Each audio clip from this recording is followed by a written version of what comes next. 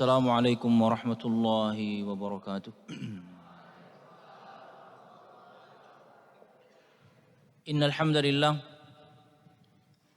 nahmaduhu wa nasta'inuhu wa nastaghfiruh wa na'udzu billahi min shururi anfusina wa min sayyiati a'malina. May yahdihillahu fala mudilla lahu wa may yudlil fala hadiya lahu.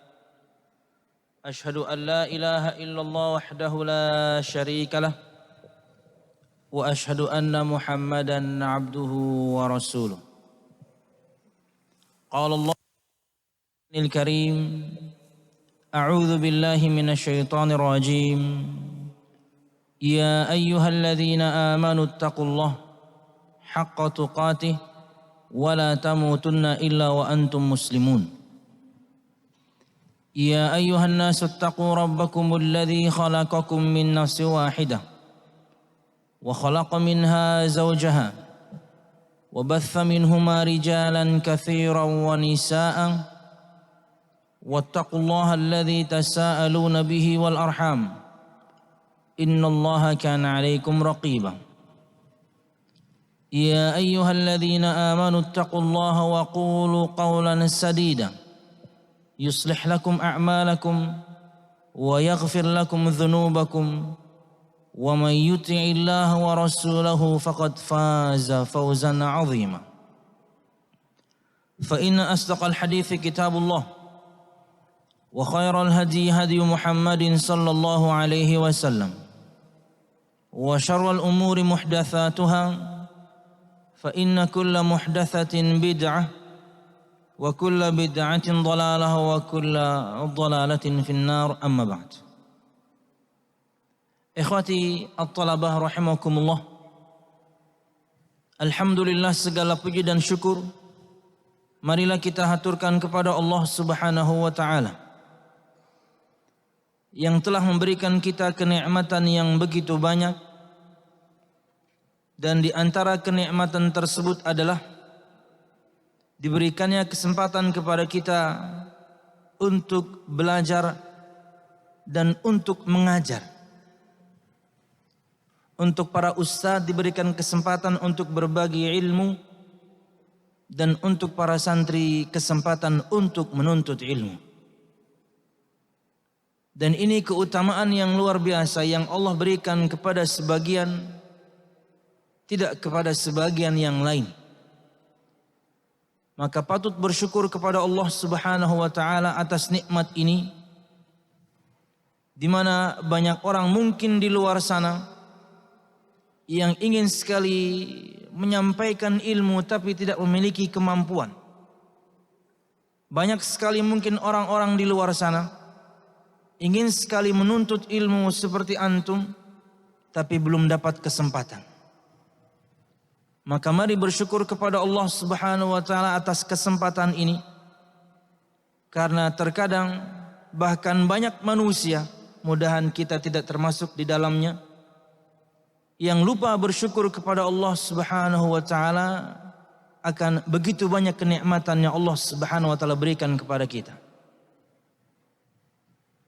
Kemudian salawat serta salam semoga selalu tercurahkan kepada junjungan besar Nabi kita Muhammad sallallahu alaihi wasallam, juga beserta para sahabatnya, keluarganya, dan juga segenap kaum muslimin yang selalu istiqamah berpegang teguh dengan Islam sampai hari kiamat kelak. Ikhwati at-talabah rahimakumullah, pada kesempatan pagi hari ini tema kita berkaitan dengan adab. Bagaimana kita berinteraksi dengan orang lain. Adab dan akhlak maknanya kurang lebih sama. Jika disebutkan secara terpisah maka ia bermakna sama. Tapi jika digandengkan adab dan akhlak maka masing-masing memiliki definisi sendiri-sendiri. Akhlak lebih kepada perilaku, karakter pribadi seseorang. Akhlak ada yang pemberian Allah Subhanahu wa ta'ala, jibidli namanya. Tapi akhlak ada juga yang kemudian bisa dipelajari hingga kemudian menjadi karakter seseorang. Sedangkan adab lebih kepada hasil dari akhlak yang dimiliki oleh seseorang dia gunakan untuk berinteraksi kepada orang lain. Jadilah ia adab dan sudah menjadi bahasa Indonesia. Dan pada kesempatan pagi hari ini kita ingin belajar dua adab. Bagaimana kita beradab kepada guru-guru kita dan bagaimana kemudian kita beradab kepada teman-teman kita. Kita mulai dari yang poin yang kedua terlebih dahulu. Karena kita ini makhluk sosial, kita pasti bermasyarakat, kita pasti berinteraksi. Untuk sekarang interaksi antum ya kepada sesama teman-teman santri dan juga kepada para ustadz. Fokus pertama adalah bagaimana antum bermuamalah, berinteraksi dengan adab yang mulia kepada teman-teman. Dan semua ini insyaallah kita akan sadur dari firman Allah Subhanahu wa taala dan juga sabda Nabi Muhammad sallallahu alaihi wasallam. Karena beliaulah panutan kita. Beliaulah suri tauladan kita. Beliaulah role model untuk kita. Allah Subhanahu wa taala telah sebutkan di beberapa firman-Nya bahwasanya Nabi kita Muhammad sallallahu alaihi wasallam adalah suri tauladan yang patut harus kita jadikan panutan. Laqad kana lakum fi Rasulillahi uswatun hasanah. Sungguh telah ada pada diri Rasulullah sallallahu alaihi wasallam untuk kalian suri tauladan yang baik. Siapapun yang ingin menjadi orang tua yang baik, Rasulullah adalah rujukan. Suami terbaik, Rasulullah sebagai rujukan. Pemimpin terbaik, pedagang terbaik, teman terbaik, panglima terbaik, semua ada pada diri Nabi Muhammad sallallahu alaihi wasallam. Jadi kita tidak perlu role model tertentu dari kalangan manusia. Siapapun dia orangnya, dipuja dan dipuji setinggi apapun dia di muka bumi ini.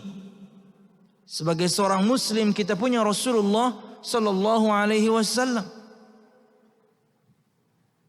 Kenapa kita harus mempelajari sirah?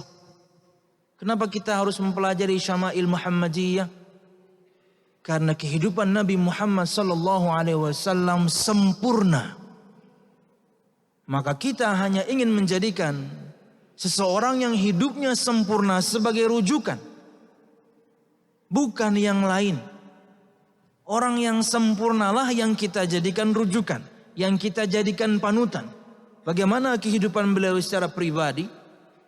Bagaimana kemudian kehidupan beliau berinteraksi kepada istrinya, keluarganya, temannya, sahabatnya, para pemimpin yang muslim, yang kafir, kepada manusia, kepada jin, semua lengkap.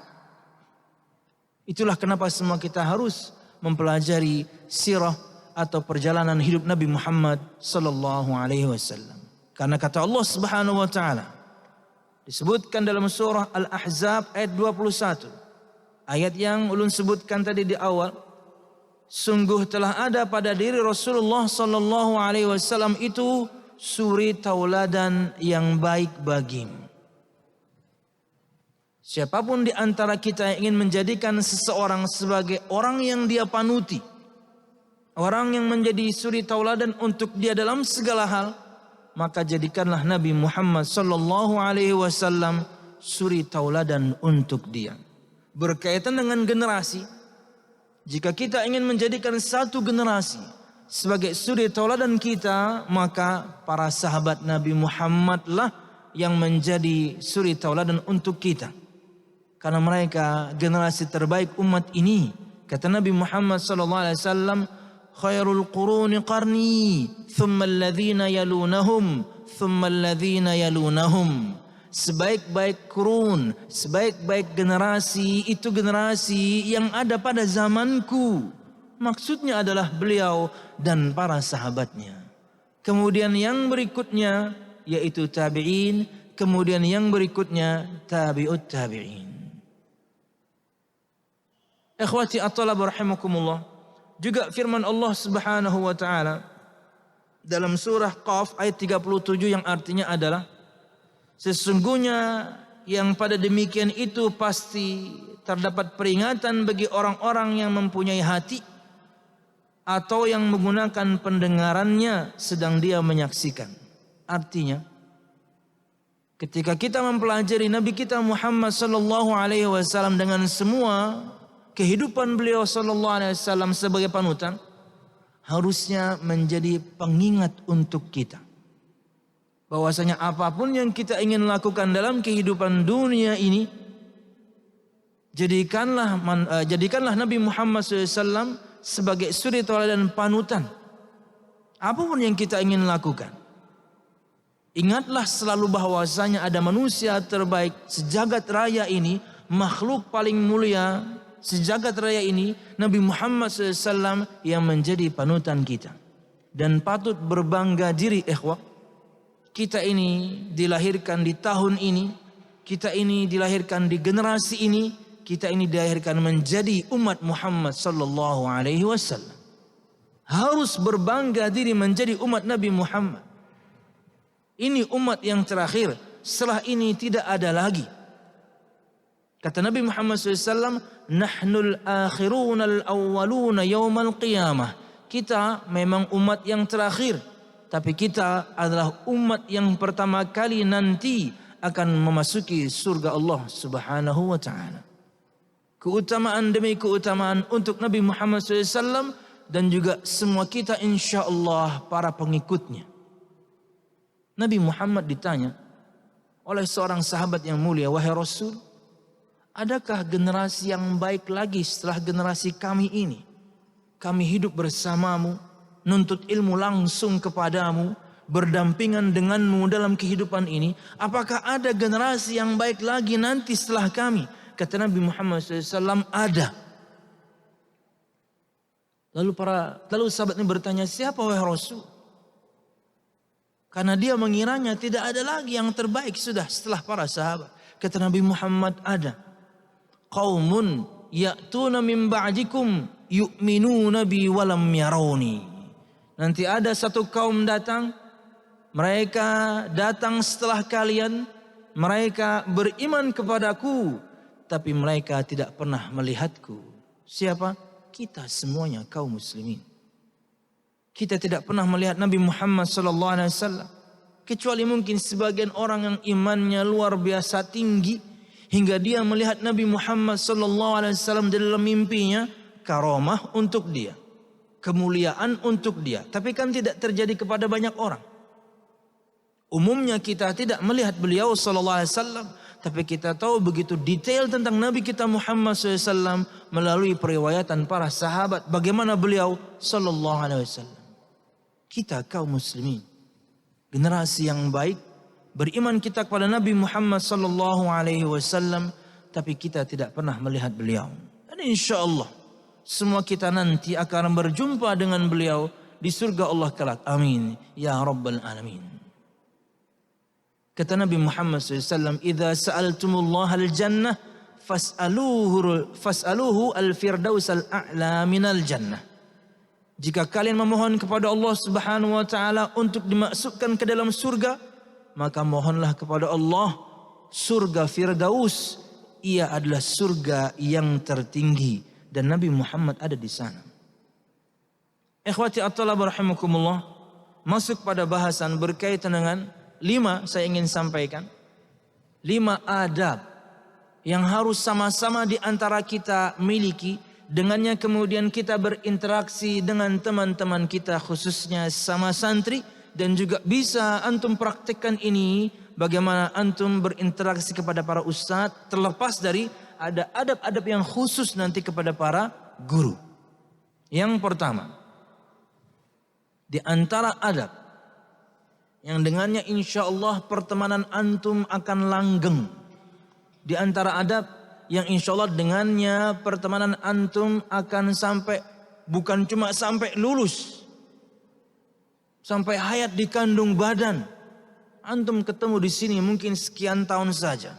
Tapi subhanallah, jika adab ini antum praktekkan kepada sama antum, sama teman, insyaallah pertemanan itu, walaupun mungkin nanti antum berpisah. Satu di kota A, dua di kota B, bahkan mungkin di negeri A, di negeri B. Tapi antum pupuk ini sama-sama ketika di pesantren, insyaallah pertemanan yang antum miliki akan langgeng selalu. Yang pertama, memperlakukan orang lain sebagaimana ia menyukai hal tersebut diperlakukan untuk dirinya. Saya ulang, memperlakukan orang lain sebagaimana ia menyukai hal tersebut diperlakukan untuk dirinya. Ikhwati at-talabah, kama tadinu tudan. Bagaimana kamu memperlakukan orang lain, begitulah perlakuan yang sama yang akan kamu dapatkan. Antum baik dengan teman antum dengan perkataan, antum baik dengan teman antum dengan perbuatan, maka perkataan yang baik dan perbuatan yang baik pula lah yang antum akan dapatkan dari teman-teman yang lain.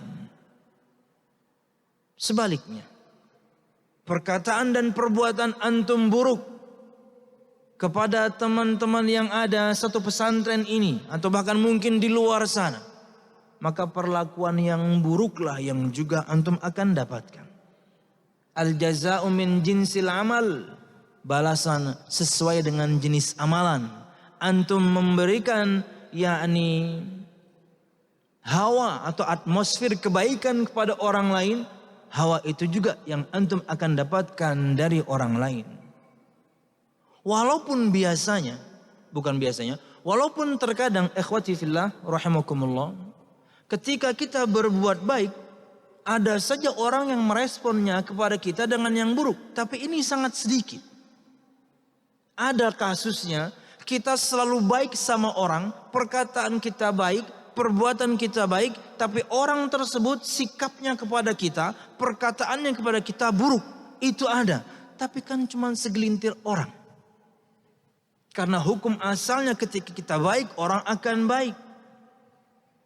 Ketika kita buruk, orang juga akan demikian.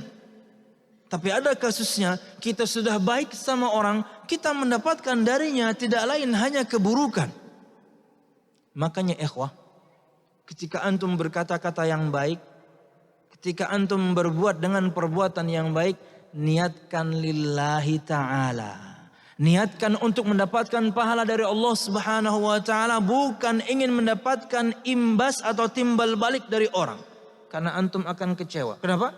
Tadi sudah kita sebutkan. Kalau tujuan antum berkata-kata baik, tujuan antum melakukan perbuatan yang baik agar orang kemudian melakukan itu yang sama kepada antum akan kecewa. Karena terkadang ada orang, kita sudah berbuat baik padanya, perkataan yang baik, perbuatan yang baik, dia balas dengan keburukan. Kalau tujuan antum balasan baik manusia, tak taunya malah yang antum dapatkan keburukan, akhirnya antum kecewa. Tapi kalau antum berkata dan berbuat baik, ikhlas karena Allah Subhanahu wa taala, karena ini yang dituntunkan Nabi kita Muhammad SAW, sekalipun imbas kita mendapatkan buruk dari orang, gak apa-apa. Karena dari Allah Subhanahu wa taala, pahala untuk kita sudah tetap. Wallahu a'lam bishawab. Disebutkan dalam sebuah riwayat yang dikeluarkan oleh Imam Muslim yang artinya adalah, barang siapa yang ingin dijauhkan dari api neraka dan dimasukkan ke dalam surga, maka ketika maut menjemputnya, hendaknya dia dalam keadaan beriman kepada Allah dan hari akhir. Kemudian memperlakukan orang lain sebagaimana pula dirinya ingin diperlakukan demikian. Ini pintu surga dan ini adalah bagaimana cara kita jauh dari api neraka. Jangan sampai maut menjemput kita, di mana maut bisa datang kapanpun, kecuali kita beriman kepada Allah Subhanahu wa taala dan hari akhir, dan kita berbuat baik kepada orang, entah itu dengan perkataan dan juga perbuatan sebagaimana kita ingin. Perkataan dan perbuatan tersebut, yang baik tersebut juga kita dapatkan dari orang lain.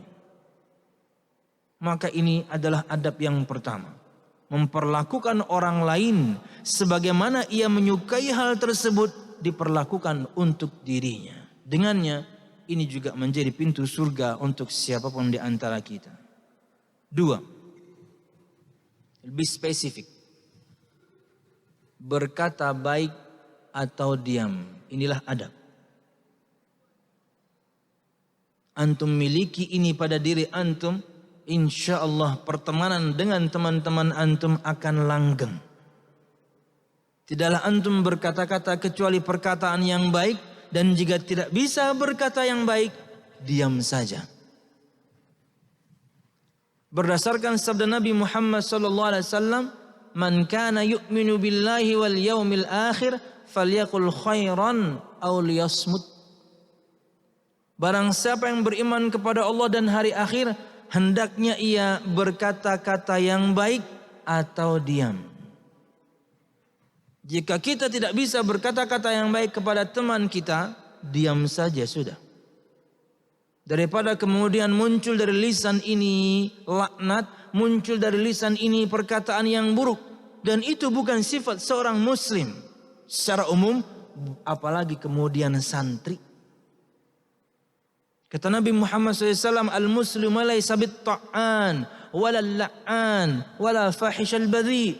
Muslim itu bukan orang yang suka mencela, mencaci maki, dan bukan orang yang perkataannya jorok, kotor, keji. Jika tidak bisa berkata baik, diam saja.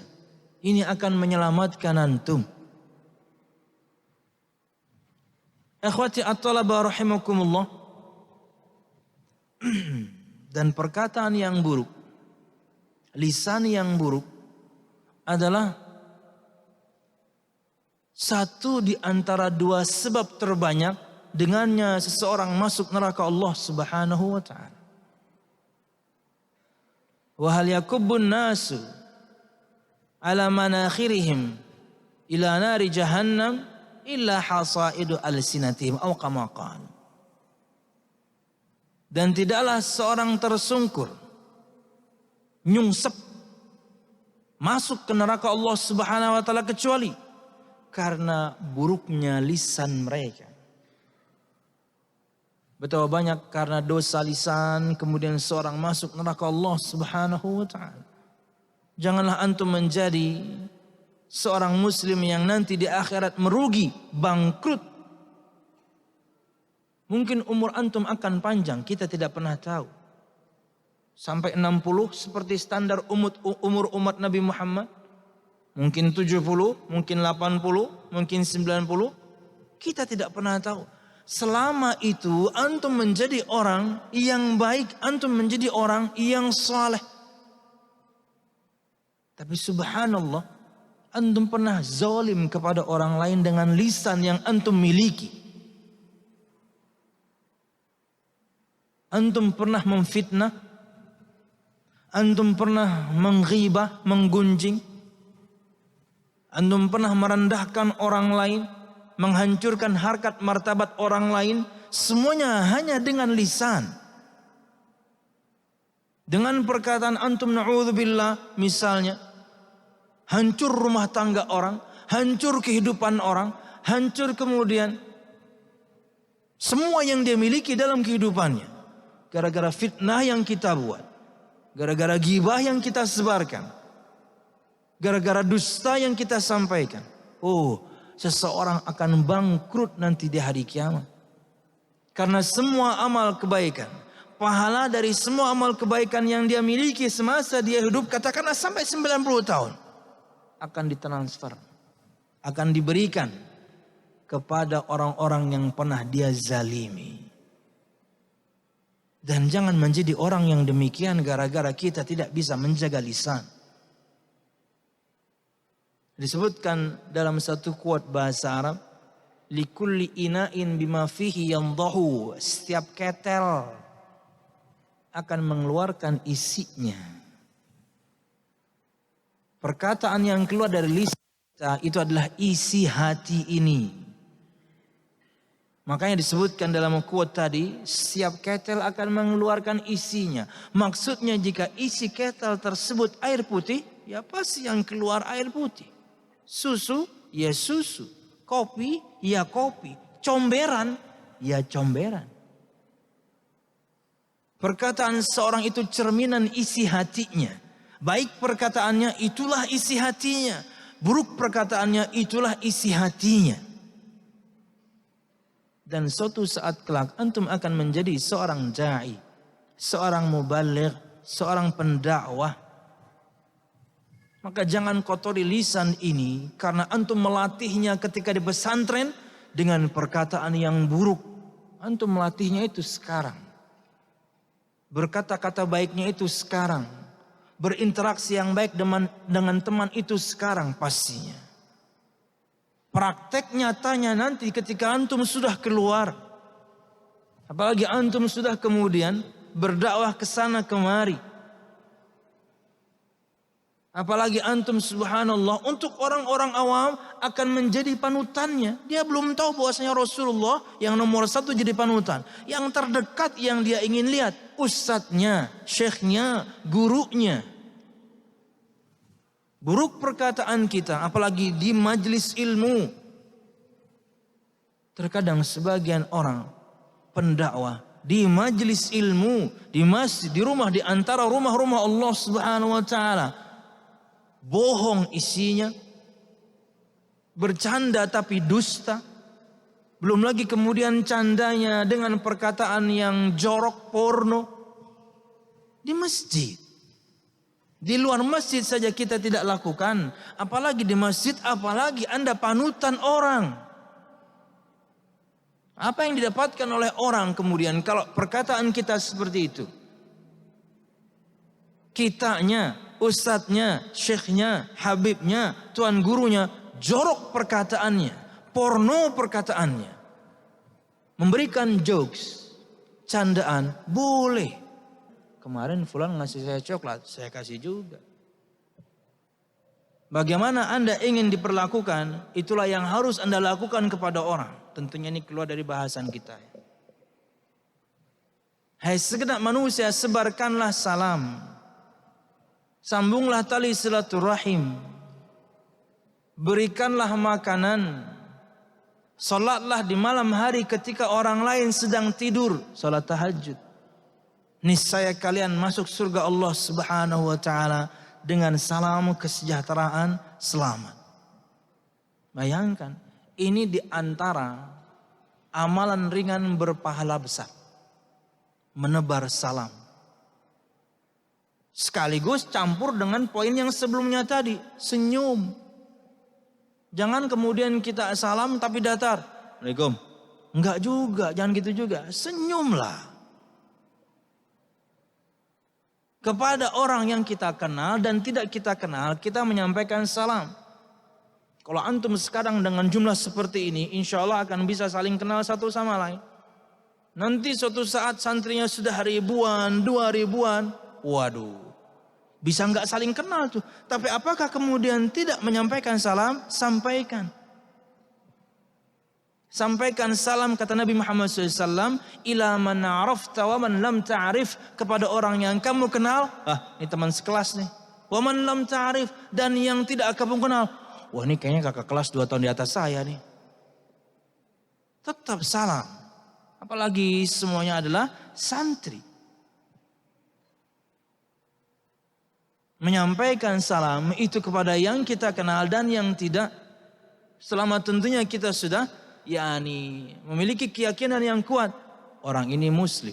Apalagi kita tinggal di Indonesia. Mayoritas kaum muslimin. Apalagi ada tanda-tanda pada diri. Kita berbicara kalau sudah di luar ya. Ada tanda-tanda pada dirinya. Dia muslim. Mungkin dengan pakaiannya. Dia pakai peci haji. Dia pakai baju koko. Dia pakai sarung atau celana. Wah muslim lah ini. Assalamualaikum Pak Haji. Waalaikumsalam. Padahal kita nggak kenal. Itulah salam seharusnya disampaikan kepada orang yang kita kenal dan tidak. Jangan menyampaikan salam hanya kepada orang yang kita kenal. Itu sudah tanda-tanda hari kiamat tuh. Orang tidak menyampaikan salam kecuali kepada orang yang dia kenal saja. Nggak kenal, nggak salam dia. Ini adab yang antum harus miliki yang dengannya insya Allah pertemanan antum di pesantren akan langgeng bahkan sampai nanti pada lulus. Apalagi zaman sekarang ya, dengan ada media sosial ya, insya Allah antum akan selalu terhubung. Ketemu teman seangkatan di pesantren padahal antum sudah berkeluarga, sudah punya anak, sudah masing-masing dengan kiprah dakwahnya di kota-kota yang berbeda. Tapi apa? Terhubung selalu. Dulu waktu di pesantren antum kakak kelas ya? Iya. Antum waktu itu kelas akhir ya, anak baru masuk? Iya.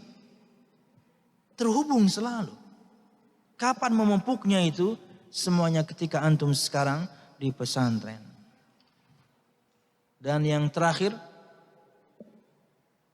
berteman dengan teman yang saleh. Semuanya insya Allah tanpa mensucikan siapapun. Kata Nabi Muhammad SAW, "Mathalu jalisis salihi wa jalisis su' kahamilil miski wa nafikhil kir." Permisalan teman yang saleh dan teman yang toleh, yang tidak soleh. Kata Nabi Muhammad seperti pedagang minyak wangi dan seperti pandai besi. Kata beliau SAW melanjutkan, fahamilul miski imma ayyuhdhiyaka wa imma an tabta'a minhu wa imma an tajida minhu rihan thayyibah. Siapa yang bisa terjemahkan potongan ini? Angkat tangan dulu. Teman yang baik itu kata Nabi Muhammad seperti pedagang minyak wangi. Bagaimana? Pedagang minyak wangi itu kata Nabi Muhammad SAW, imma ayyuhdhiyaka wa imma an tabta'a minhu wa imma an tajida minhu rihan thayyibah. Siapa yang bisa terjemahkan? Angkat tangan. Wah, kayaknya kurang motivasi. Yang bisa jawab terjemahkan ini 50.000. Kasih mic. Nama siapa nama? Nama ana Irwan Nur Hakim. Siapa? Irwan. Irwan? Irwan. Irwan Hakim. Irwan Nur Hakim. Irwan. Oh, Irwan. Irwan Tarmizi. Doktor dong. Siap. Dari kota mana? Banjarmasin. Oh, Akamsi ya, anak kampung sini ya. Iya. Orang Banjar kan? Akamsi ya, anak kampung sini. Yang paling jauh di antara antum dari mana? Ada yang dari Papua? Enggak ada ya. Yang dari Singapura? Enggak ada ya. Dari Saudi Arabia? Oh, kejauhannya. Paling mana yang paling jauh? Dari Jawa Tengah, Jawa Barat? Siapa? Ini dari mana? Dari Palu. Waduh, hati-hati. Dari Palu ya. Yang lain? Barakallahu fikum. Siapa namanya yang dari Palu?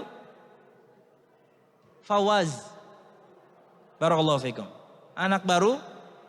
Oh ini pembagiannya, ini yang generasi baru ya? Generasi baru. Yang baru masuk di sini ya? Oh iya. Ini anak lama ya? Pantesan tua-tua ya. Siap, silahkan. Yang pertama. Pecinya benerin tuh, miring. Nah, kacamatanya ganti. Silakan. Jadi 50.000 nih. Ayo. Yang pertama itu bisa diberi parfumnya. Yang pertama, imma ayyuhdhiyaka. Beri. Dia bisa memberimu minyak wangi. Wa imma anta bata'a minhu. Bisa membeli. Kamu bisa beli minyak wangi. Yang ketiga, wa imma anta jada minhu rihan thayyibah. Bisa mencium baunya. Wah, sini. Aja saya. 50.000 gitu doang. Tapi kan dia tahu artinya. Standby ya. Setelah ini masih banyak 50.000 yang lain. Nih buat beli cilok. Ya, barakallahu fikum. Ada nggak cilok ini? Nggak ada ya? Standby. Habis ini ada terjemahan berikutnya. Jadi kata Nabi Muhammad, teman yang baik itu, teman yang soleh itu seperti pedagang minyak wangi. Satu, Karena dia pedagang, dia bisa beri kamu minyak wangi. Teman yang saleh mengingatkan. Teman yang saleh ngajak pada kebaikan. Teman yang saleh mengajak selalu tentunya untuk semua ketaatan. Dia bisa beri kamu minyak wangi. Dia nasihati. Dia bisa menasihati kakak kelas kepada adik-adiknya. 2. Imma anta beta'a minhu. Pedagang minyak wangi itu kamu bisa beli padanya minyak wangi. Teman yang soleh itu kita nanya tentang satu perkara tentang urusan agama, dia jawab. Karena dia soleh, karena dia tahu. Yang ketiga, wa imma anta jida minhu rihan thayyibah. Kamu bisa dapatkan minimal sekali bau yang sedap karena bergaulnya dengan pedagang minyak wangi. Minimal diceritakannya sedikit. Akhi, ada produk hanyar aja. Wah, mantap. Karena besok pas kesana lagi, akhi, ini ada lagi nang hanyar aja. Wah, mantap. Itulah teman yang baik. Wa amma nafikhil kir imma ayyuhrikoka wa imma anta jida min hurihan muntina. Siapa yang bisa terjemahkan? Dan teman yang buruk itu seperti pandai besi. Dia ada 2 poin. Imma ayyuhrikoka wa imma anta jida minhu rihan muntina. Ayo, dari anak-anak baru ada yang bisa enggak? 100.000. Jangan dia lagi. Anak baru. Ya, angkat tangan. Berdiri, kasih mic. Diri. Nggak apa-apa. Salah nggak apa-apa. Ayo. Berdiri. Teman-temannya jangan ngasih tahu ya. Ayo. Oh, di sini banyak angkat tangan nih. Berapa orang? Wah, mantap. Ya. Teman yang buruk itu, kata Nabi Muhammad, seperti pandai besi. Pandai besi itu 1. Imma ayyuhrikoka wa imma antajida min hurihan muntina. Siapa namanya dulu? Nama-nama? Ahmad Sabarullah. Ahmad? Ahmad siapa? Ahmad siapa? Saifullah. Ahmad? Oh, Ahmad Sabarullah. Dari mana Ahmad? Tanah Bumbu. Oh, dari Tanah Bumbu. Lumayan. Dari sini ya 4-5 jam lah, lumayan. Apa? Terjemahkan Ahmad. Ayo. Teman yang buruk itu 1. Imma ayyuhrikoka. Seperti terkena percikan api walaupun tidak membeli. Seperti terkena percikan api. Yang kedua? Ayo. Siapa yang bisa bantu? Belakang.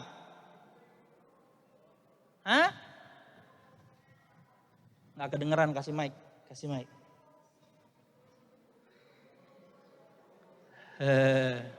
Berdiri. Siapa namanya? Muhammad Rizky Naufal Ihwana. Muhammad Rizky Ramadan. Ihwana. Muhammad Rizky Irwana. Naufal Ihwana. Oh, Naufal. Muhammad Rizky Naufal. Ihwana.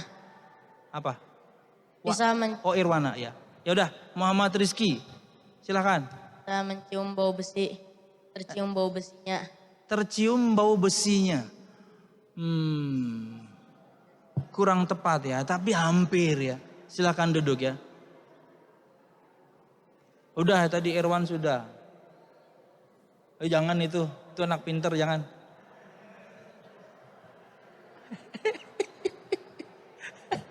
Paling belakang. Itu paling belakang, ya. Berdiri. Dikasih mukhlas ya kejawab semua sama dia. Ayo. Ya. Apa terjemahan ini? Imma ayyuhrikoka wa imma antajida minhu rihan muntina. Membakar. Bisa membakarmu, betul. Dan tercium bau keringat atau bau tidak sedap. Wah, 50.000. Sini. Nama antum siapa? Muhammad Abdul Khalik. Barakallahu fikum. Jadi teman yang buruk itu kata Nabi Muhammad seperti pandai besi. Orang yang biasa bikin pedang segala macam itu loh, pandai besi.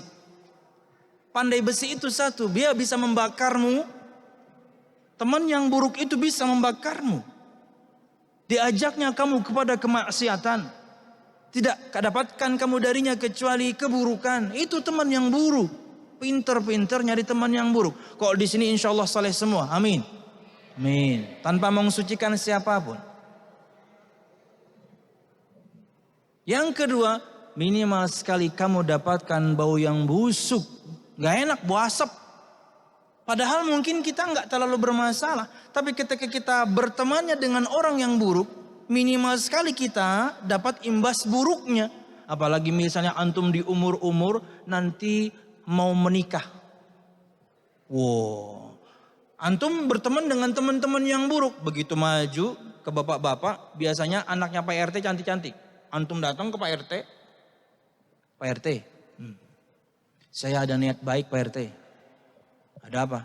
Saya ingin ta'aruf dan kalau cocok saya ingin lamar anak Pak RT. Wow gitu ya.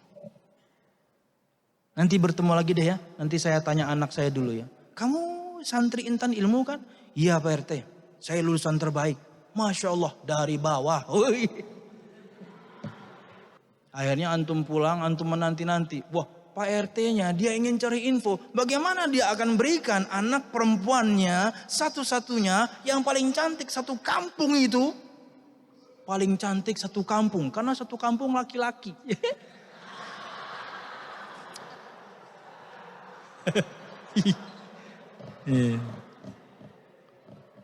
Bagaimana dia akan serahkan anaknya kepada antum? Di mana kemudian kewajiban anaknya ini akan pindah yang seharusnya kepadanya sebagai seorang ayah akan pindah kepada seorang suami. Dia harus tahu siapa suaminya ini. Karena anaknya akan dia lepas kepada antum. Kepada Erwan.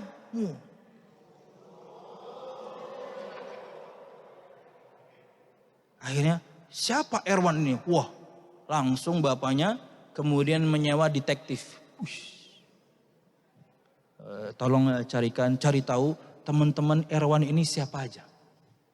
Akhirnya dicari info tentang Erwan. Dia disebutkan lulusan terbaik. Tak taunya, ya mungkin Erwan salah berteman ya. Datanglah kemudian para spy ini, para pencari info ini, para detektif ini. Pak, aduh saya sarankan jangan deh Pak. Kenapa? Aduh, saya sih nggak tahu Erwannya Pak, cuman teman-temannya Pak. Kenapa? Aduh, buruk-buruk Pak. Oh gitu ya? Iya, tapi Erwannya sih saya nggak tahu Pak. Cuman saya tahu teman-temannya itu. Padahal Erwannya mungkin enggak. Tapi ketika salah berteman, kamu dapat imbas buruk. Karena salah berteman, kamu dapat imbas tidak baik. Dapat bau asap.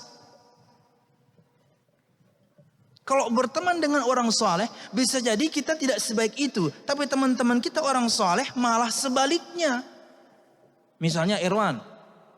Ya misalnya, mohon maaf, enggak baik-baik amat misalnya. Tapi dia pas milih teman. Dia betul-betul ingin jadi orang baik. Baru awal-awal berteman nih. Dia punya teman-teman yang baik, teman-teman yang soleh. Orang-orang yang selalu menyerukan kebaikan. Akhirnya datang tadi para detektif, Pak. Ini pasti sip Pak. Gimana? Kamu tahu Erwannya?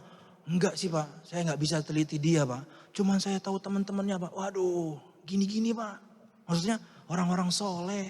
Ya pasti dia kurang lebih kayak gitu Pak. Oh gitu ya? Wah, kalau begitu saya akan terima lamarannya. Dapat. Jadi kepada teman seperti itulah kurang lebih ya. Sekarang kepada guru.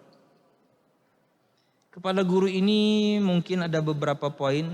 1, 2, 3... Sama, 5 juga. 5 juga.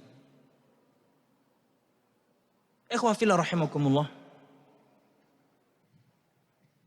Guru-guru antum sekarang dan berikutnya, tanpa mensucikan siapapun di antara para guru, para ustaz, dengan ilmunya mereka pewaris para nabi.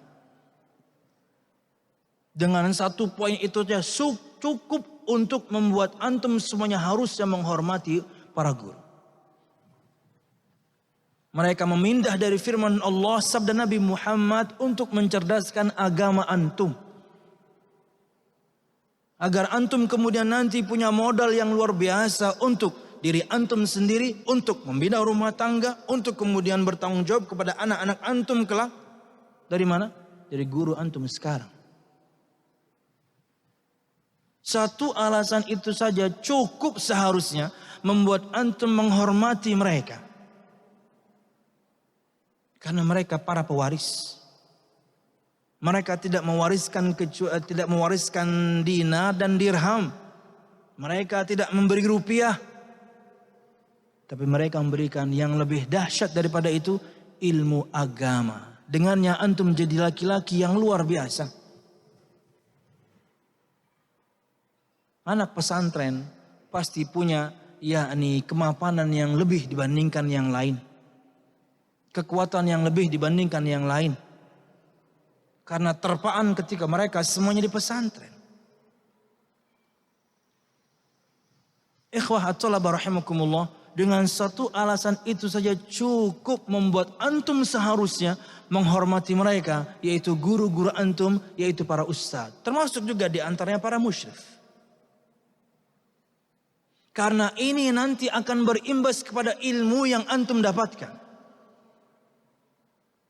Satu, antum bisa memahami ilmu yang mereka sampaikan. Dua, antum bisa mengamalkan ilmu yang mereka ajarkan. Tiga, antum bisa mendakwakan ilmu yang antum sudah dapatkan dari mereka. Kenapa? Berkah. Karena antum menghormati. Karena antum memuliakan. Sebaliknya, maka sebaliknya. Antum tidak hormat dengan guru antum. Antum tidak memuliakan guru antum. Jangankan mendakwahkan.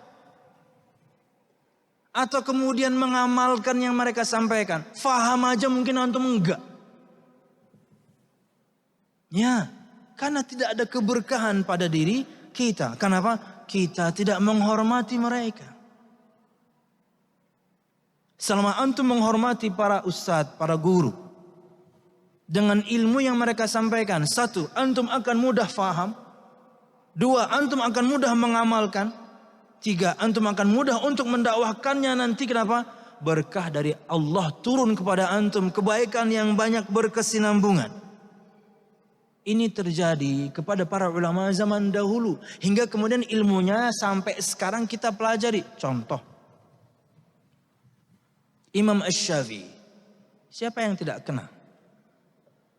Bahkan semua orang di Asia Tenggara mungkin menjadikannya panutan. Bahkan rata-rata orang Indonesia mengatakan kami pengikut Imam Asy-Syafi'i. Kenapa? Karena ilmunya. Siapa yang tahu tahun meninggalnya Imam Syafi'i? Anak baru. 50.000.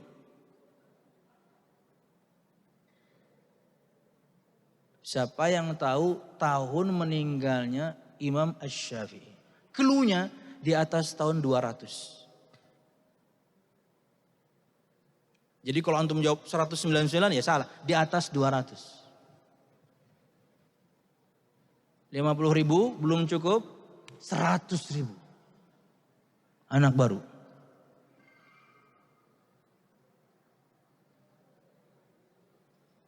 Anak lama kira-kira bagaimana? Ada yang tahu?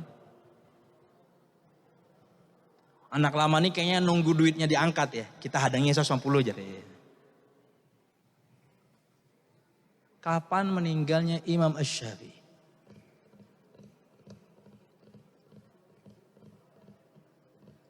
Gong nggak? Wah, 100.000-nya gesan Ustadz ay. Beliau meninggal rahimahullah. Ada yang angkat tangan nih. Ya udah itu siapa? Kasih mic. Anak lama nih. 50.000 aja ya. Jangan 100 tadi di sini. 50.000 aja. Berdiri. Nama, alamat, sudah meninggal atau belum? Hah? Fabian. Tahun 204. 204? Masa sih? 204. 204 Hijriah. Sekarang berapa? 1444. Sudah 1200-an tahun yang lalu. Ilmunya masih kita pelajari sekarang. Kaidah-kaidah fikih yang beliau cetuskan. Beliau di antara pionir yang bikin usul untuk fikih. Hingga kemudian kita semua kaum muslimin mudah memahami firman Allah. Mudah memahami sabda Nabi Muhammad. Dari kaidah-kaidah yang beliau bikin. 1.200 tahun yang lalu beliau sudah meninggal. Ilmunya sampai sekarang masih kita pelajari. Kenapa? Berkah. Antum tahu di antara keberkahannya disebutkan, kita akan sebutkan setelah ini juga nanti. Imam Asy-Syafi'i membuka lembaran kertas, buku kayak antum sekarang. Karena di zaman Imam Syafi'i sudah ada kertas. Dia membuka, ngelepet bahasa kita, lembaran-lembaran buku yang dia miliki di depan gurunya, yaitu Imam Malik bin Anas rahimahullah ta'ala. Sangat pelan sekali supaya si imam tidak mendengarkan suara kertas. Saking dia ingin heningnya suasana itu, saking dia ingin menghormatinya gurunya itu, dia tidak ingin ganggu gurunya dengan suara dari lepetan. Seberapa kenceng sih suara lepetan kertas? Praktekkan. Wah, kalau 1.000 ribut juga ya. Pelan-pelan coba, pelan-pelan. Gak ada suaranya, nyaris tak terdengar. Pelan beliau buka. Kenapa? Karena ingin menghormati gurunya supaya nggak keluar suaranya. Karena kita berbicara kertas zaman dulu mungkin tidak semulus zaman sekarang. Kasar dia ketika dibuka mengeluarkan suara. Pelan. Karena menghormati, karena memuliakan. Lihat bagaimana hasilnya. Itu baru satu poin. Tapi ini poin inti. Ini poin inti keberkahan ilmu antum nanti. Menghormati, memuliakan ustadz, guru yang mengajarkan kepada antum ilmu agama. Dan di antara tanda-tanda, perhatikan ikhwah, dan di antara tanda-tanda nanti ilmu antum berkah, antum mudah faham, antum mudah mengamalkan, antum insya Allah nanti mudah mendakwahkan. Itu dari inti dari ilmu yang antum tuntut. Kalau tidak bisa antum amalkan atau bahkan mungkin antum faham aja enggak, boro-boro bisa memahamkan kepada orang. Kenapa awalnya? Antum tidak hormat. Antum tidak memuliakan. Antum tidak menghormati para ustaz. Wajar kemudian kalau kemudian lulus pesantren nol. Enggak ada hasilnya. Bahkan orang menyaksikan, masa iya dia keluar pesantren kayak gitu akhlaknya? Adakah yang demikian? Ada. Pesantrennya tidak merubahnya. Pesantrennya tidak mendidiknya menjadi insan yang lebih baik. Percuma kalau begitu. Dari mana asal usulnya? Bahkan mungkin dari mana inti dari kegagalannya? Tidak menghormati ustadznya. Tidak menghormati gurunya. Yang telah memberikan kepadanya ilmu agama luar biasa. Oke, poin yang pertama.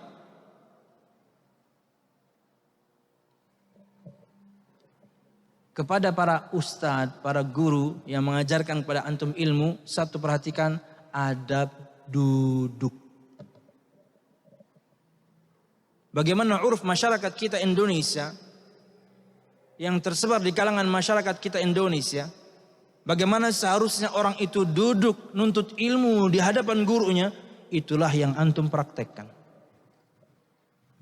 Mungkin gak selonjoran, kan kurang sopan ya selonjoran. Lain ceritanya antum duduk bersila, kemudian antum mungkin kram gitu ya atau panat ya, nggak apa-apa selonjoran sebentar, balik lagi duduk bersila tegap memperhatikan ilmu. Atau kemudian nuntut ilmu tapi antum senderan kayak gini ya, no. Dari cara duduk antum sudah tidak beradab. Bagaimana kemudian nanti antum bisa menyerap ilmu dengan baik? Kenapa? Penghormatan antum kepada ustadz antum kurang. Berkata Syekh Utsaimin, disebutkan dalam terjemahannya, duduklah dengan duduk yang beradab, tidak membentangkan kaki, tidak bersandar, apalagi saat berada di majelis ilmu. Duduk yang standar, bagaimana seharusnya orang untuk ilmu, ya seperti antum sekarang bersila rapi. Ini bukan perkara yang ringan, karena ia bentuk penghormatan antum kepada ustaz atau guru yang sedang mengajarkan, antum duduknya beradab. 2. Adab berbicara kepada guru. Disebutkan dalam sebuah riwayat, dari Abu Sa'id Al-Khudri radhiyallahu anhu, kata beliau, kunna julusan fil masjid idh kharaja Rasulullah sallallahu alaihi wasallam fajalasa ilaina faka'anna ala ru'usina at-tayru la yatakallamu ahadun minna. Yang kedua, adab berbicara. Berkata Abu Sa'id Al-Khudri radhiyallahu anhu, saat kami sedang duduk-duduk di masjid, maka keluarlah Rasulullah sallallahu alaihi wasallam dari rumahnya, kemudian beliau duduk di hadapan kami, pengen ngajar. Maka seakan-akan di atas kepala kami terdapat burung. Saking tenangnya mereka duduk, burung pun bisa menclok. Ini metafora, saking tenangnya mereka duduk, nggak gerak seperti patung, hingga burung pun bisa menclok. Antum kalau gerak-gerak, burung nggak akan mendekat. Antum kalau gerak-gerak, nggak bisa menclok burung. Ini metafora. Permisalan yang dibuat oleh Abu Sa'id Al-Khudri, saking tenangnya mereka duduk, sampai kemudian burung pun bisa mencolok di kepala kami karena kami seperti mematung. Diam semuanya. Maka seakan-akan di atas kepala kami terdapat burung, tak satu pun di antara kami berbicara. Diam. Itulah adab. Jangan sampai kemudian ini berlaku untuk antum ketika di majelis ilmu, di masjid, atau di kelas, atau untuk jamaah di luar sana ketika anda ikut pengajian. Ada di pengajian tertentu, ustadznya menyampaikan ilmu, dia makan pencok. Ya gimana? Atau ngobrol sama yang lain, atau sibuk main handphone. Gak usah datang ke majelis ilmu kalau kayak gitu. Habiskan pencokmu, habiskan makananmu. Silahkan kamu nyantai aja udah di rumah. Kenapa? Percuma. Percuma ilmu yang akan antum tuntut. Kenapa? Tidak ada rasa hormat sedikit pun kepada si ustadz, si guru. Sibuk dengan urusannya masing-masing. Jauh darinya keberkahan dari Allah Subhanahu wa ta'ala. Wajar kalau dia nggak paham. Gimana mau paham? Ustadznya menerangkan, dia melakukan hal-hal yang nggak jelas. Ustadznya lagi menerangkan, dia malah main parkur. Nah kan nggak bisa ya. Loncat sana, loncat sini misalnya. Ngobrol sana, ngobrol sini misalnya. Gimana mau paham? Kalau sudah nggak paham, gimana mau mengamalkan? Kalau sudah tidak mengamalkan, gimana akan mendakwahkan? Antum nggak paham kok.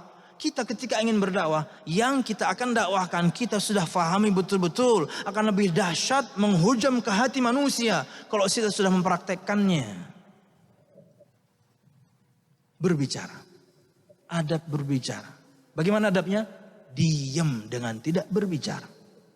Ketika sedang berhadapan dengan mereka, ketika sedang di majelis ilmu dengan mereka, diam. 3.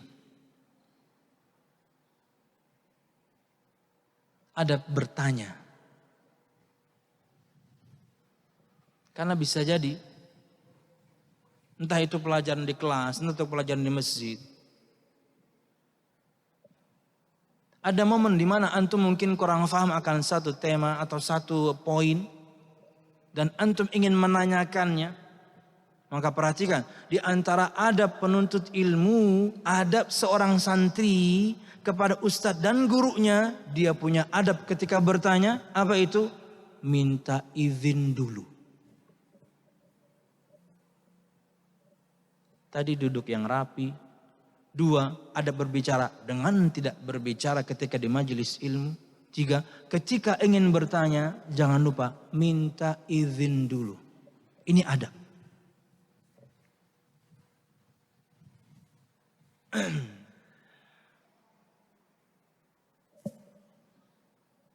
Ikhwah fillah rahimakumullah.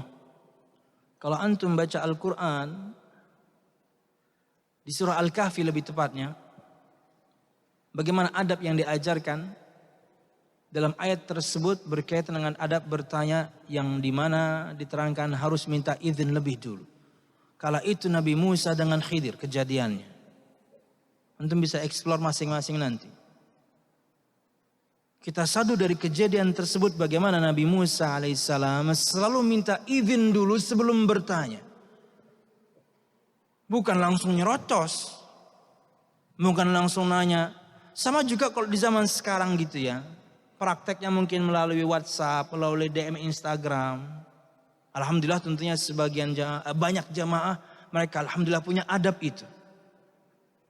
Mereka mengucapkan salam, mereka memperkenalkan diri, mereka minta izin untuk bertanya. Baru kita jawab salam dan monggo silahkan pertanyaannya apa, baru mereka nanya. Seperti itu seharusnya. Ini terkadang tidak, walaupun ini sangat sedikit ya. Salam nggak ada, memperkenalkan diri nggak ada, langsung kemudian WhatsApp-nya atau DM Instagram-nya, Ustadz apa hukum anu? Kalau bisa dengan dalilnya, kalau bisa nanti misalnya ada perdebatan para ulama, sampaikan juga Ustadz. Terima kasih. Gak ada adabnya sama sekali. Seperti masuk pintu rumah orang langsung selonong sut. Gak izin-izin. Langsung masuk ke WC keluar lagi. Subhanallah. Ini penting. Adab dalam bertanya kepada para ustadz. Minta izin dulu. Dipersilakan untuk antum untuk bertanya. Baru antum bertanya. Jangan angkat tangan, no. Angkat tangan dulu. Kemudian dipersilakan untuk antum untuk bertanya. Silahkan bertanya. Antum pelajari semua adab itu ketika santri sekarang ini. Begitu antum kemudian menghormati guru antum. Begitu antum memperlakukan guru antum. Suatu saat antum jadi guru. Antum akan mendapatkan perlakuan yang sama, dihormati. Karena antum dulu ketika santri menghormati ustadz, ketika antum jadi ustadz, antum dihormati santri-santri antum nanti. Pupuk dari sekarang. Kama tadinu tudan. Kita pelajari tadi. Bagaimana kamu memperlakukan orang lain. Begitulah perlakuan yang sama yang akan kamu dapatkan. Antum menghormati guru antum sekarang. Suatu saat antum nanti jadi guru. Antum akan mendapatkan penghormatan itu. Di antaranya bertanya juga ada adabnya. Kemudian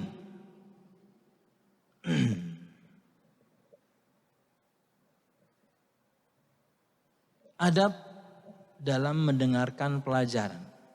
Mungkin dalil yang pas untuk ini adalah praktek Imam Asy-Syafi'i tadi. Untuk tidak berbicara, untuk betul-betul tekun mendengarkan. Hingga kemudian antum bisa betul-betul faham yang disampaikan ustaz. Kalau antum sudah faham, maka akan mudah untuk antum untuk mengamalkan. Kalau antum sudah mengamalkan, akan jauh imbasnya lebih kuat merasuk kepada hati para pendengar antum nanti ketika antum mendakwahkannya karena antum sudah mengamalkannya. Dan yang terakhir, doakan kebaikan untuk ustadz-ustadz antum, guru-guru antum. Itulah adab yang seharusnya yang dimiliki oleh seorang santri, oleh seorang penuntut ilmu. Ana pribadi alhamdulillah. Jamaah itu ya, jamaah pengajian itu ya. Selain mereka beradab ketika bertanya. Bahkan sebelum bertanya mereka mendoakan. Yang tadi yang selonong boy kayak tadi paling 1% lah, sangat sedikit. Tapi yang sudah ngaji, yang sudah belajar. Semuanya alhamdulillah memiliki adab yang luar biasa. Assalamualaikum Ustaz, saya fulan, saya ingin bertanya. Padahal bisa jadi ana baca WhatsAppnya itu, bisa jadi ana baca DM Instagramnya itu, bisa sehari berikutnya, bisa 2 hari berikutnya, pertanyaan dia belum masuk. Adab yang luar biasa. Assalamualaikum Ustaz, saya fulan, saya fulana, saya dari kota anu, saya ingin bertanya, apakah boleh? Itu ana bacanya aja bisa terlambat. Bisa besok, bisa besoknya. Akhirnya waalaikumsalam, alhamdulillah, silahkan. Monggo bertanya. Dan sebelum dia bertanya, ini rata-rata ya. Subhanallah jamaah itu ya. Mereka mendoakan kebaikan. Semoga antum dan keluarga antum, antum dan kru antum. Dan juga segenap kaum muslimin diberkahi Allah subhanahu wa ta'ala. Ustaz saya ingin bertanya. Dia awali dengan doa.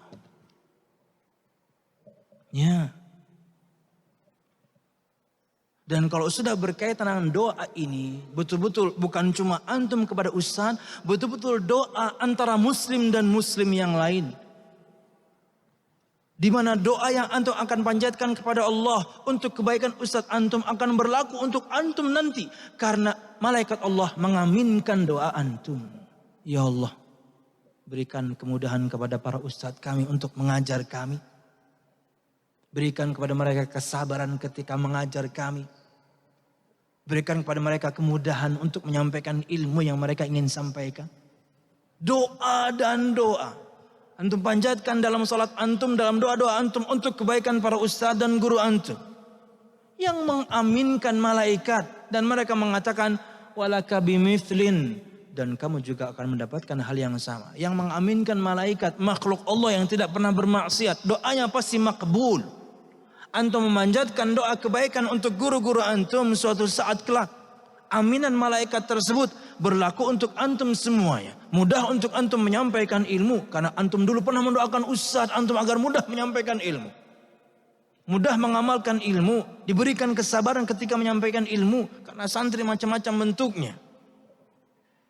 Ketika antum menjadi ustaz, menjadi pengajar juga. Antum mendapatkan hal yang sama. Karena doa antum dulu diaminkan malaikat Allah Subhanahu wa taala, kamu juga mendapatkan hal yang sama. Nanti kamu jadi ustaz, kamu akan mendapatkan manfaat yang sama. Doakan. Inilah adab yang harus antum miliki sebagai santri, sebagai murid kepada ustaz dan juga guru-guru antum. Dan poin pertama semuanya itu bermula dari menghormati dan memuliakan. Pondasi antum kuat sebagai seorang santri, bagaimana antum bersikap kepada para ustadz, para guru dengan menghormati dan memuliakan, adab-adab sisanya ini semuanya insya Allah akan ngikut. Wallahu a'lam bissawab.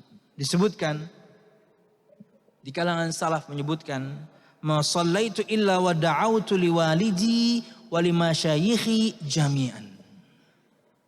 Di antara para ulama salaf zaman dahulu mereka mengatakan bahwasanya tidaklah aku salat kecuali aku ketika salat mendoakan orang tuaku dan mendoakan semua guru-guruku.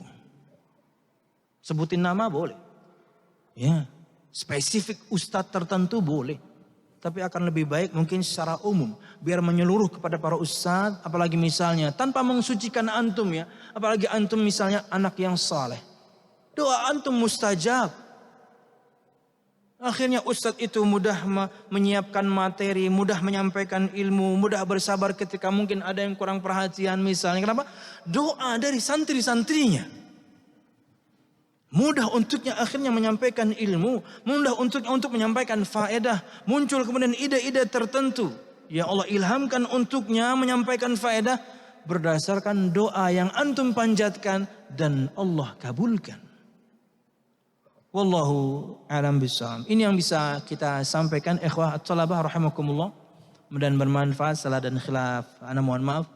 Mudah-mudahan kajian kita ini, pelajaran kita ini mendatangkan berkah untuk antum semuanya para santri, kebaikan yang banyak dan berkesinambungan, dan juga untuk para ustadz yang mengajar kepada antum ilmu agama, menjadi modal antum untuk menapaki kehidupan dan dunia ini. Insyaallah amin ya rabbal alamin. Ini bisa anda sampaikan. Mudah-mudahan bermanfaat, salah dan khilaf ana mohon maaf. Mudah-mudahan kajian kita diberkahi Allah Subhanahu wa taala, amin ya rabbal alamin. Kita punya waktu 5 menit ya. Kalau ada yang ingin bertanya ya. Tapi kalau enggak ada, ana pengen nanya. Allah Subhanahu wa taala berfirman yang artinya adalah sungguh telah ada pada diri Rasulullah suri tauladan yang baik bagimu. Surah apa, ayat berapa? Al-Ahzab ayat 24. Antum gak nyatet? Al-Ahzabnya betul. Ayat 21. Wah, 50.000. Ambil yang tadi. Siapa yang tadi pegang 100? Ambil 50-nya sama dia ya. Barakallahu. Namanya siapa? Muhammad Ardan. Muhammad Ardan. Barakallahu fikum. Muhammad Ardan. 50.000. Ambil sama siapa tuh tadi di belakang? Ya, siap. Masih ada 2 pertanyaan. Angkat tangan dulu. Iya, gampang. Anak baru ya. Antum sudah tadi ya? Oh, sudah tadi ya. Antum sudah juga. Yang belum. Ayo angkat tangan dulu anak baru. Ini nih, baju hitam nih. Berdiri. Antum, berdiri. Siap. Sebutkan 3 dari total 5 adab kepada teman. 3 aja. Tapi jangan lihat contekan. Jangan lihat contekan. Namanya siapa? Abdul Rashid. Siapa? Rashid. Abdul Rashid. Oh, barakallahu fikum. Silakan Abdul Rashid. Jangan lihat contekan. 3 sebutkan dari 5 adab terhadap teman-teman. 3 aja. Poin-poinnya aja. Siap. 1. Cluenya nih. Senyum. Nebar senyum dengan teman. 2. Memberi salam. Memberi salam. 3. Ayo. 5. 4. 3. Hah?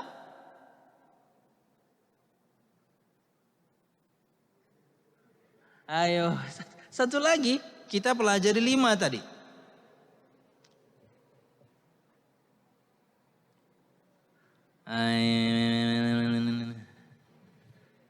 Temannya 25.000. Duduk. Temannya. Diri dulu. Mic-nya kasihkan. Siapa ini? Siapa ini namanya ini? Depan ini.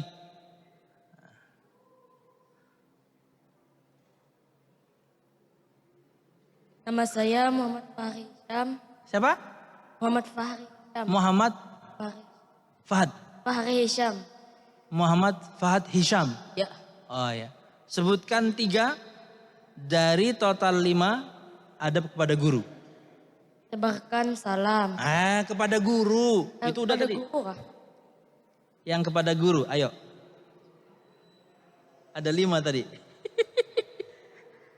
Adab bertanya. Adab bertanya, siap. Apa adabnya bertanya? Izin dulu. 2. Duduk berselancar. Adab duduk. Adab duduk. Duduk rapi, tidak selonjoran, tidak senderan. 3. Ayo, yang tadi poin terakhir tadi loh. Nih cluenya nih. Adab berdoa. Apa adab berdoanya? Mendoakan kebaikan untuk Guru. 50.000. Mantap. Tadi yang depan itu 25.000 aja ya. Antum nggak lengkap sih jawabnya. Yang terakhir, angkat tangan dulu anak lama. Pertanyaannya adalah, ini kan anak lama nih.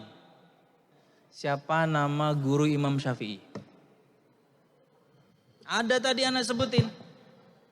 Siapa? Imam Malik. Imam Malik bin siapa? Malik bin Ya. Imam Malik bin Anas. Mantap. Barakallahu fikum. Tapi 25.000 aja. Ambil sama mana tadi yang pegang duit siapa tuh?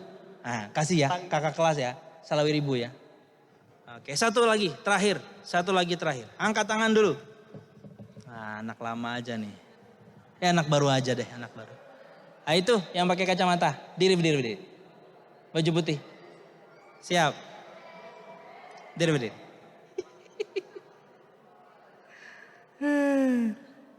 Terakhir ya. Habis itu kita tutup ya.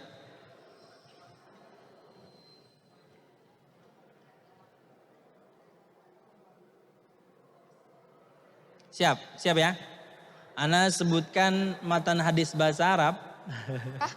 Namanya siapa dulu? Malik Erial Atorik. Siapa namanya? Malik Erial Atorik. Felix? Malik. Hah? Malik. Oh Malik. Ya. Oh iya Malik. Barakallahu fikum Malik. Terjemahkan sabda Nabi Muhammad berikut. Saya sebutkan tadi dan ini berkaitan dengan ketika kita berbagi senyum dengan teman yang lain. Kata Nabi Muhammad, la tahkiranna minal ma'rufi syai'an walau antalqa akhaka biwajhin talq. Boleh, buka catatan boleh. Antum nyatet enggak tadi? La tahkiranna minal ma'rufi syai'an walau antalqa akhaka biwajhin talq atau taliq. Bab senyum tadi, kita bahas bab senyum tadi. Gong kah? Malik bisa? Gong? Paling belakang. Baju putih paling belakang, nggak pakai peci. Diri. Anak lama nih, awas nggak bisa nih. Ya, silakan diri. Siapa nih namanya? Namanya? Ya, Nama anak Ahmad Akil. Ahmad Akil. Akil Dari mana? dari Kaltim. Oh, dari Kaltim. Barakallahu fikum. Silakan Ahmad pakai. Terjemahkan hadis Nabi Muhammad berikut. Dengan ini kita tutup pelajaran kita. La tahkiranna minal ma'rufi syai'an walau an talqa akhaka biwajhin talq atau talik. Jangan meremehkan kebaikan sekecil apapun, walau bertemu dengan saudaramu dengan wajah berseri-seri. Oh, mantap. Di sini. 50.000. Sini. Udah cukup ya. Ini yang bisa kita sampaikan ya, ikhwah. David punya nggak 50 ribuan, Pit? Kasihkan dulu, Pit. Itu tuh. Nah, ini ikhwah, teman-teman nih, Al-Akh David nih, yang menyertai ana 1 tahun lebih terakhir, kameramen, tapi alhamdulillah diterima di Madinah. Mantap. Insyaallah. Nah, itu tuh. Suatu saat nanti antum akan nuntut ilmu sama dia. Saya sudah sarankan, Pit, harus sampai S3 ya, Pit. Siap, Tat. Wah. Antum santri nggak boleh kalah. David dari pendidikan umum, dari SMK. Dari SMK. Tapi alhamdulillah belajar bahasa Arab sama Ustaz Hafiz. Ada penerimaan Madinah, dia coba ikut tes, tulis. Kemudian fahmul masmu, qadarullah, diterima. Jangan kalah ya, amin. Sudah, Pit, tadi, Pit, 50.000, Pit. Udah. Duit anaknya? Oh, udah ya. Oke ya. Ini ikhwat thalabah rahimakumullah yang bisa kita sampaikan dan bermanfaat. Semoga semua yang kita pelajari bersama bisa kita praktekkan. Posisikan kita sebagai murid, ada adab yang kita harus lakukan kepada guru. Posisikan kita sebagai sama muslim, maka ada adab yang harus kita praktekkan kepada sama teman muslim yang lain. Wallahu a'lam bishawab. Subhanakallahumma bihamdika asyhadu an la ilaha illa anta astaghfiruka wa atubu ilaik. Wassalamualaikum warahmatullahi wabarakatuh.